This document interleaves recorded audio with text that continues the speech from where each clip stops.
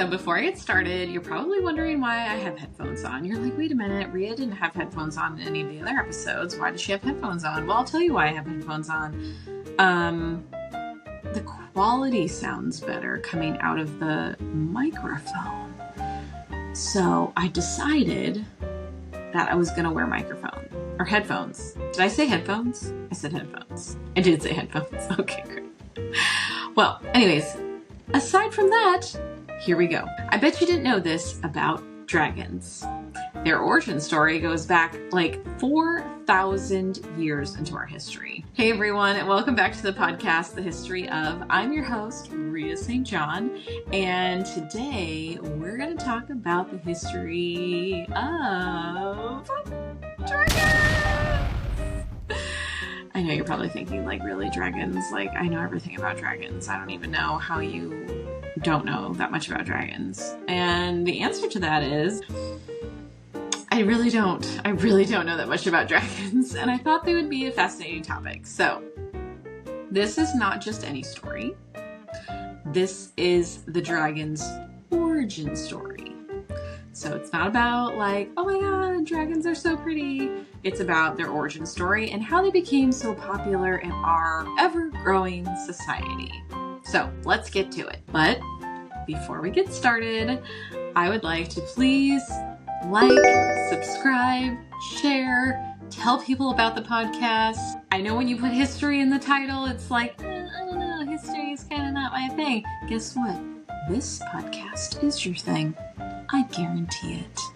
Okay? So just, if you could, please hit that thumbs up and ding that button so you don't miss out. Okay, great. But now I have to be serious, okay? Disclaimer. I don't pretend to be knowledgeable in any of these subjects. I'm not a historian, and yes, I do Google most of my content, if not all of it, from the World Wide Web. But I also make sure and fact check everything, and I always use reputable sources.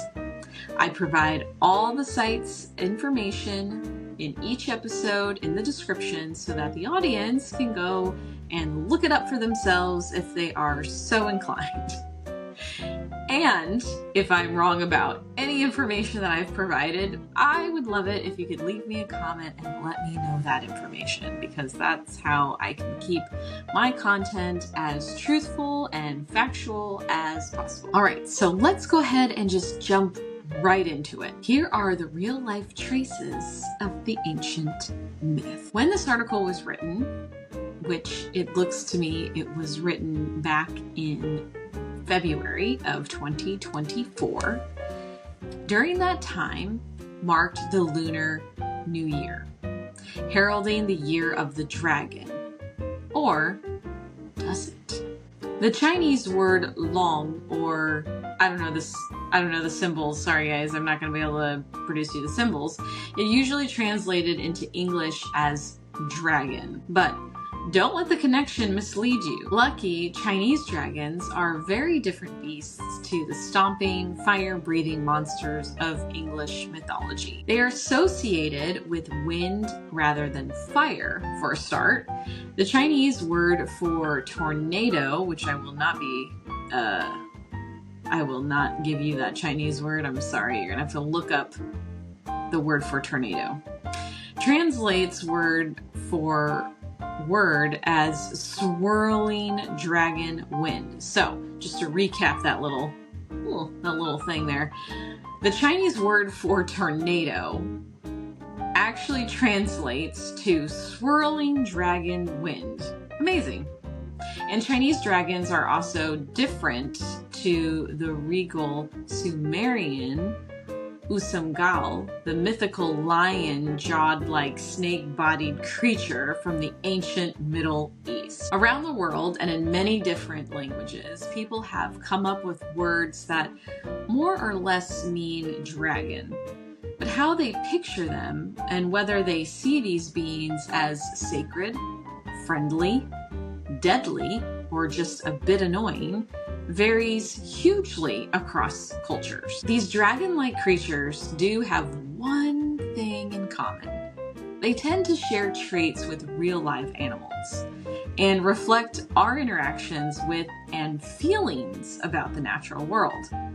Here's a trip through history in pursuit of these global dragon myths and their real-life inspiration, and what they can teach us about our own relationship with nature. Okay, so we're gonna go back even further in our journey through history. So the oldest word for dragon, more than 4,000 years ago, a scribe in ancient Mesopotamia, the Middle Eastern region that is now part of Iraq, wrote a curious word on a clay tablet, Usam Gal. The word is in Sumerian, humanity's oldest, let me say that again, humanity's oldest written language, and is believed to be the oldest known word for dragon. It's composed of the words gal, which means big, and usam, which is snake. Again, I do not speak this language, so if I am saying this wrong, please correct me. What kind of creature is an usam gal? I bet you're asking yourself. And what does it have still living real-life counterpart like in the Middle East? Great questions. Sumerian texts suggest it was a mythical creature inspired by snakes, but also lions. Now, the person who wrote this article interviewed professors with ancient Middle Eastern knowledge of civilizations and languages in Michigan. So this is a professor. They mention that it is one of several mythical creatures in the Sumerian culture that combined various animals and typically conveyed traits related to wisdom, power, and protection. The Usam Gal is especially noted for its mouth, so presumably had a very large gaping maw, I guess, which means mouth in their language. Or maybe I'm wrong. I don't know. That's a weird word for mouth, maw. In Sumerian texts, the word Usam Gal is often used as a metaphor for a lion or in conjunction with lions as part of a royal fearsome trait. For example, a hymn to the moon god Suen proclaims, "Born in the mountains and coming forth in joy, he is a powerful force, a lion, a dragon, Usam Gal, a mighty lord. Suen with a mouth like a dragon's, ruler of Ur." The word also depicts a creature that rules over others and can only be defeated by the most powerful humans. Some stories envision the god or the king as so powerful that even Usam Gal do not dare leave the plant's desert or step into his path. I imagine, the professor is saying this, I imagine that the Usam Gal was probably originally a type of lion or other wild carnivore and gradually adopted more mythological associations over hundreds of years. Sumeria does not have any modern day descendants, but speakers of Akkadian, an ancient Semitic language related to modern day Arabic and Hebrew, borrowed the Sumerian word and used it as an Usam Galu, which has been translated as lion dragon. In Akkadian culture, this lion dragon creature was worshipped as a divine being. Another mythological dragon creature in Akkadian is Mushusuzu.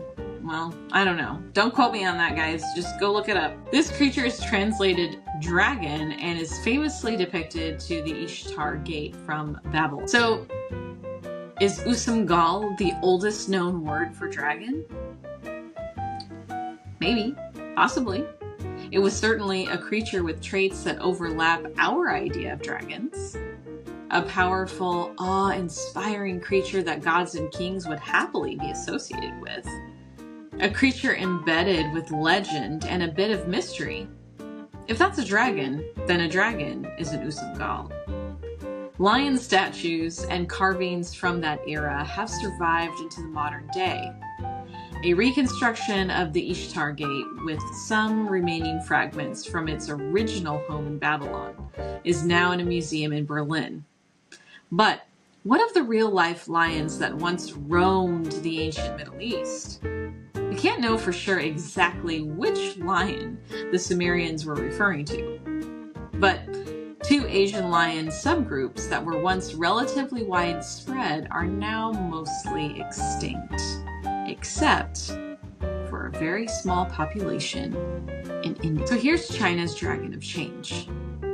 While English dragons spew fire and do battle with angels, Chinese dragons are sacred beings. Soaring wingless through the clouds, expelling wind, not flames, they symbolize luck and blessings. Numerous academic theories exist as to the origin of the mythic Chinese dragon. These start with the idea that they are totemic symbols used by some prehistoric clans and were inspired in turn by real-world snakes, or perhaps a giant oceanic python.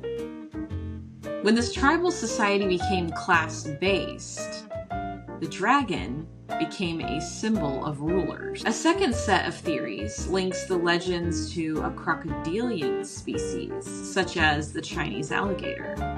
7,000 years ago, if you can even wrap your brain around that, the marshy floodplains of the lower Yakanese River was an alligator haven.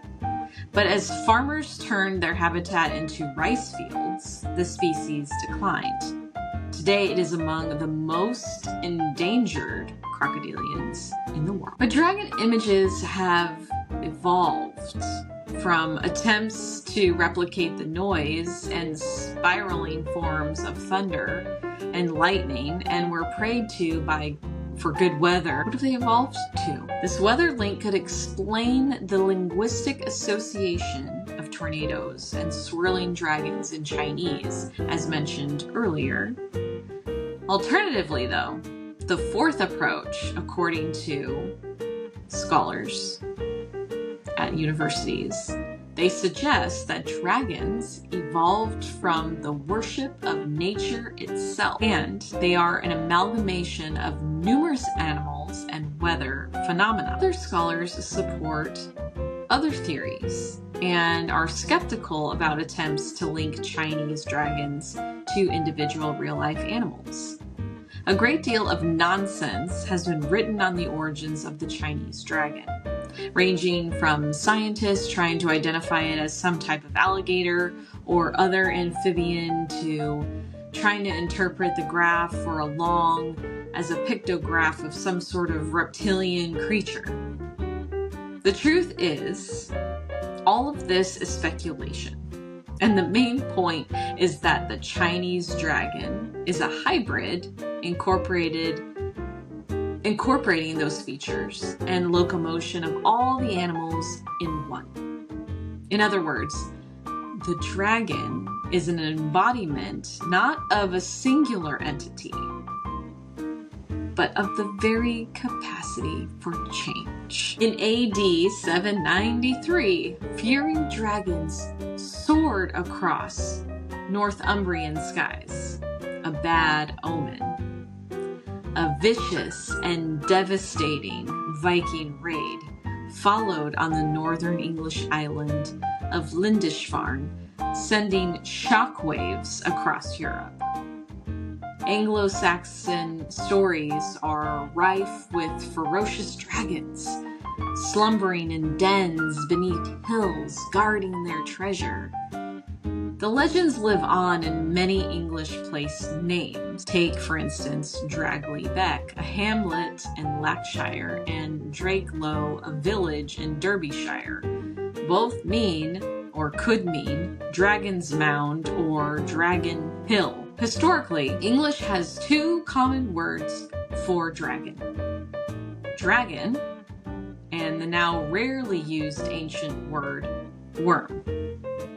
The word dragon is derived from the Latin word draco, meaning serpent or sea fish.